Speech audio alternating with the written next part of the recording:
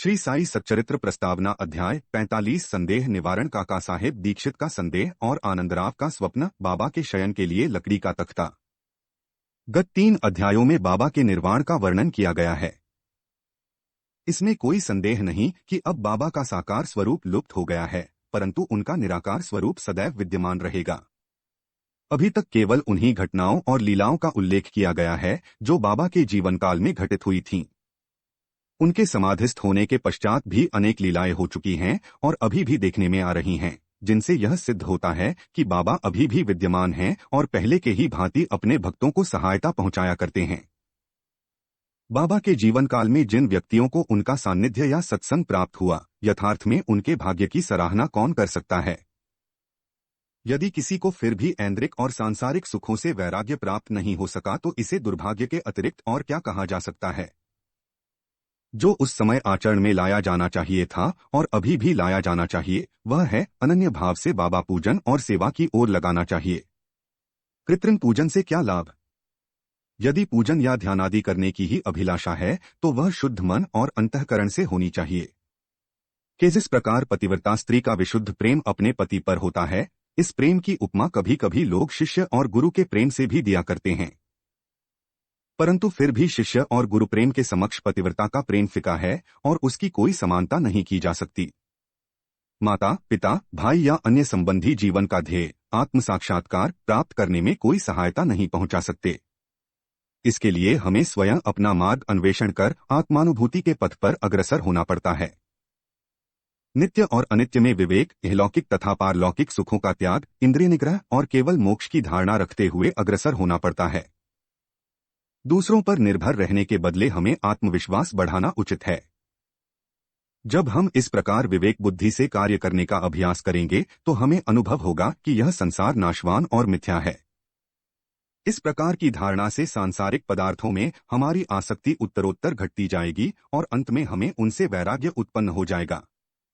तब कहीं आगे चलकर यह रहस्य प्रकट होगा कि ब्रह्मा हमारे गुरु के अतिरिक्त दूसरा कोई नहीं, वरन यथार्थ में वे ही सद्वस्तु परमात्मा हैं, और यह रहस्योद्घाटन होता है कि यह दृश्यमान जगत उनका ही प्रतिबिंब है। अतः इस प्रकार हम सभी प्राणियों में उनके ही रूप का दर्शन कर उनका पूजन करना प्रारंभ कर देते हैं और यही समत्वभाव दृश्यमान जगत से विरक्ति प्राप्त कराने वाला मूल मंत्र है। इस प्रकार जब हम ब्रह्मा या गुरु की अनन्य भाव से भक्ति करेंगे तो हमें उनसे अभिन्नता की प्राप्ति होगी और आत्मानुभूति की प्राप्ति सहज हो जाएगी। संक्षेप में यह कि सदैव गुरु का कीर्तन और उनका ध्यान करना ही हमें सर्वभूतों में भगवत दर्शन करने की योग्यता प्रदान करता है और इसी से परमानंद की प्राप्ति होती है। निम्नलिखित कथा इस तथ्य का प्रमाण है। काका साहेब का संदेह तथा आनंदराव का स्वप्न। यह तो सर्वविदित ही है कि बाबा ने काका साहेब दीक्षित को श्री एकनाथ महाराज के 2 ग्रंथ, 1 श्रीमद्भागवत और 2 भावार्थ रामायण का नित्य पठन करने की आज्ञा दी थी। काका साहेब इन ग्रंथों का नियम पूर्वक पठन बाबा के समय से करते आए हैं और बाबा के समाधिस्थ होने के उपरांत अभी भी वे उसी प्रकार अध्ययन कर रहे हैं। एक समय चौपाटी, बंबई में काका साहेब प्रातःकाल एकनाथी भागवत का पाठ कर रहे थे। माधवराव देशपांडे, श्यामा और काका महाजनी भी उस समय वहां उपस्थित थे तथा ये दोनों ध्यानपूर्वक पाठ श्रवण कर रहे थे। उस समय 11वें स्कंध के 2 अध्याय का वाचन चल रहा था, जिसमें नवनाथ अर्थात ऋषभ वंश के सिद्ध यानी कवि, हरि, अंतरिक्ष, प्रबुद्ध, पिप्पलायन, आविर्होत्र, द्रुमिल, चमस और करभाजन का वर्णन है, जिन्होंने भागवत धर्म की महिमा राजा जनक को समझाई थी।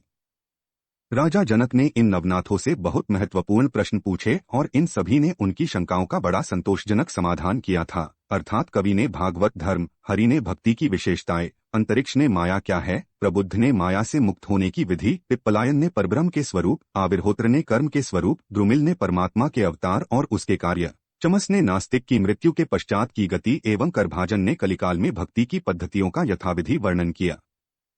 इन सब का अर्थ यही था कि कलियुग में मोक्ष प्राप्त करने का एकमात्र साधन केवल हरिकीर्तन या गुरु चरणों का चिंतन ही है।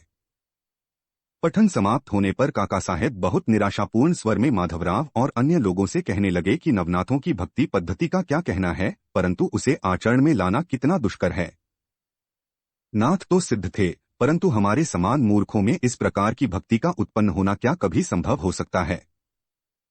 अनेक जन्म धारण करने पर भी वैसी भक्ति की प्राप्ति नहीं हो सकती तो फिर हमें मोक्ष कैसे प्राप्त हो सकेगा। ऐसा प्रतीत होता है कि हमारे लिए तो कोई आशा ही नहीं है। माधवराव को यह निराशावादी धारणा अच्छी लगी। वे कहने लगे कि हमारा अहोभाग्य है, जिसके फलस्वरूप ही हमें साई सदृश अमूल्य हीरा हाथ लग गया है। तब फिर इस प्रकार निराशा का राग अलापना उचित नहीं है। यदि तुम्हें बाबा पर अटल विश्वास है तो फिर इस प्रकार चिंतित होने की आवश्यकता ही क्या है। माना कि नवनाथों की भक्ति अपेक्षाकृत अधिक दृढ़ और प्रबल होगी, परंतु क्या हम लोग भी प्रेम और स्नेहपूर्वक भक्ति नहीं कर रहे हैं? क्या बाबा ने अधिकारपूर्ण वाणी में नहीं कहा है कि श्रीहरि या गुरु के नाम जाप से मोक्ष की प्राप्ति होती है?